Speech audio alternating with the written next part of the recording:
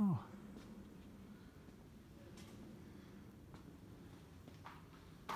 There she is, roof on. Didn't get too bad, that's all I have left. All the channels are made up. And I'll use a bit of that for the battery box. So there's 20 sheets of Galvo, 8 foot by 4 foot sheets of galvanized steel, 0.8 mil. And pretty much I used the whole lot. Not bad though. Looks good. Even if I do say so myself. I've already been swinging out of the centre of that, and that's only tacked on that roof. It's not even fully screwed down.